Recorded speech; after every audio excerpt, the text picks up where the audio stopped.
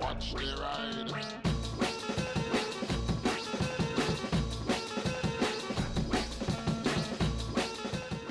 Hey everybody, I'm down at Andy Sills, but I'm not reviewing anything because I just have. Well, experiencing. I just took out Andy's very own 1981 Honda C90. Oh, that was an experience. I was having to relearn to ride a type of bike. I'm so glad to be back on a machine with gears and a clutch and everything the way I know it. And yes, it is the Reno Machino. It is her CBR 500R because long starger fork seals, pain arse. Why are you moving? Stay there for the love of God. I had a nightmare with that on the C90 as well. But I've done the fork seals last week, got it through its MOT this morning, got tax on it. Here we are. I'm giving it a good run, getting some fuel through it. Talking of fork seals, you may be aware of the channel The Workshop. Well, actually, it's now called Dirty Garage Guy. It's Matt. You may know his channel, and he basically makes videos on motorcycle mechanics, engineering, and stuff like that. And he does know what he's talking about. And he will also rip people to shreds if they say stuff that's in videos, which is absolute codswallop. Now, he does specialise in going after the absolute numbskulls that make videos and proclaim themselves to be absolute experts on any subject to do with bikes. Well, obviously I've done a lot of mechanical videos and I was waiting before I appeared on his channel at some point, and I did. And I sat and watched it with some of my Discords late at night. It was a couple of us, because I was like, oh God, I'm about to get torn to shreds. And he actually was very fair about it. He was actually very complimentary, really. I mean, from Matt, he probably wants to take me out on a date. I'm just kidding, mate. But yeah, I think I've always tried to do best practice, not talk outside my experience, make sure that I don't say anything definitive, or try not to say things definitively or anything like that, and try and give good advice. And thankfully it seems like I did okay with that. There's a couple of bits he picked up on that was fine. There's a couple of bits he picked up on that I'm like, no, I don't really agree with you, but whatever. But I mean, it's really like fine pernickety things that, you know, you'd need a bit more background information than what happened in that video to know why I did certain things. And also, since then, I've learned a lot and I do lots of different things, different ways of doing things.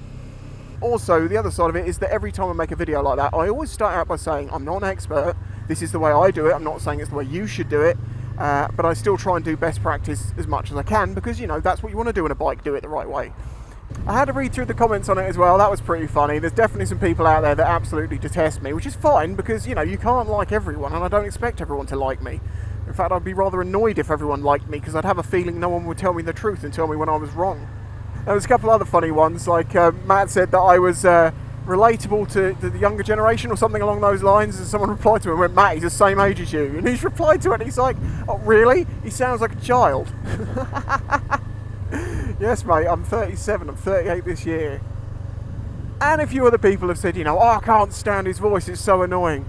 Well, I'm sorry, this is the one that I was born with. It's the one I have. Can't really change it as much as you can change your ugly face. So, you know, we kind of move on through with things. But what would you rather hear? My annoying voice giving you relatable, usable, truthful information as how to fix your bike and save some money, or a really smooth, cool voice from a guy talking absolute shit? Exactly.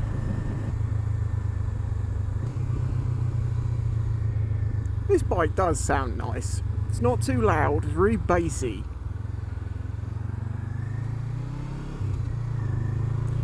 This has got the Acra system on it. It's still catted, so, you know, it's not too snarly and crackly, because I know these can be a lot louder.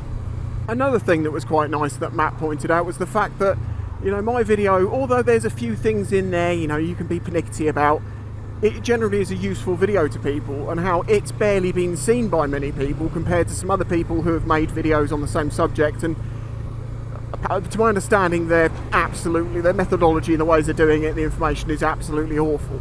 That's my assumption. I really don't deal with drama much at all, with anything.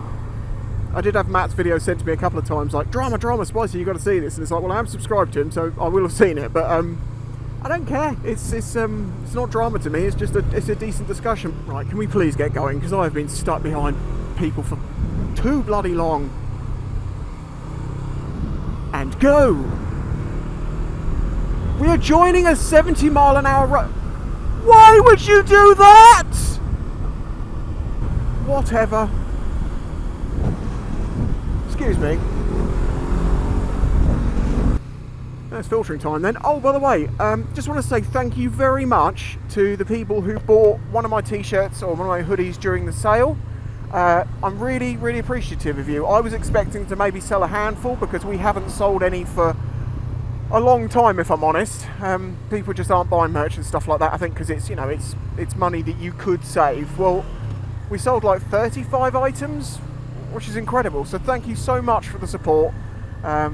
And also supporting the idea of promoting the idea that filtering is legal, and the more that people know that, the more that they'll look out for us.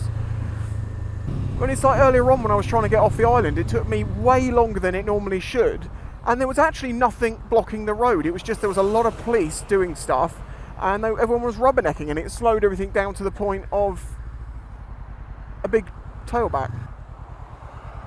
Just watch out the wood in my face.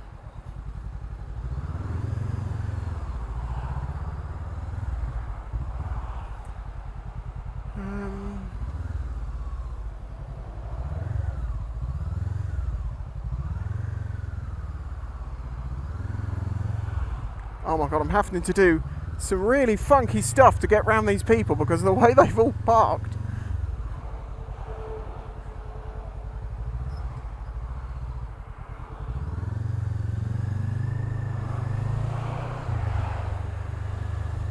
But it's just because they want to see down the middle to see what's going on.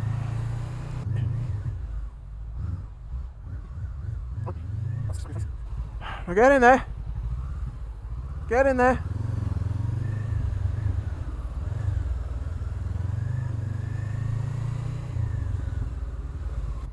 It is getting onto the island that's the problem. Is this related to what was going on earlier still, or is it something new, or is it just holidaymakers, or what? Let's check out what's in the cars.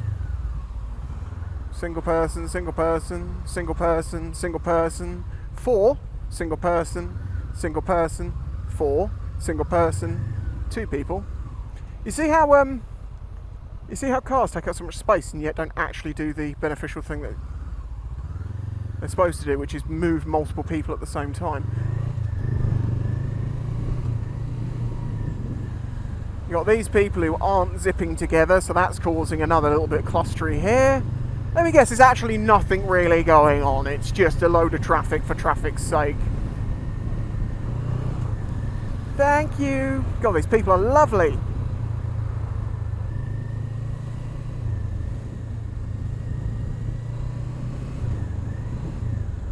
I mean, I can take one extra one out here. Thank you. You know, when we were talking about filtering, someone made a criticism of saying about why don't bikes, you know, take a few cars at a time and go into gaps in between cars. Well, part of the problem is because cars follow each other so closely that there isn't even space for a bike in between them. You just have to hope for a little sort of quarter space over here. That is kind of a good thing in a way, because it means it compresses the traffic and reduces the amount of distance it takes up, but at the same time it can cause more problems where people aren't pulling away smoothly and all that as one unit. Oh my god. Van? Jesus, mate, could you not see I'm a human being on a bike with a tractor coming straight at me? Well, obviously I've chopped through this a bit. This is taking a while. Well, there we go. I don't know what this video was going to be about. I didn't know I was going to be filtering through that much just pointless stuff. But I think it just goes to show that a lot of traffic is caused by cars, not by things causing traffic to slow the cars down. It's just the drivers and the sheer quantity of cars trying to do something. And you have this whole continuous thing of people braking too hard that runs down the line. There's whole science to this that basically causes traffic from nothing. I mean, are they just bringing a house onto the island? Because when they sometimes bring the static caravans down, they have to do this whole procession with, you know, with vehicles in front saying wide load and all that. But it's just bizarre what's going on today. I mean, there's a crane. Oh wait, are they bringing down something to put up over there, and they're using that crane to do? Thank you for watching. If you enjoyed this video, then please do remember to hit the like button, subscribe if you are new here, and if you'd like to support this channel, then please consider doing that through Patreon. Links in the description. And if you hate my voice, well, good.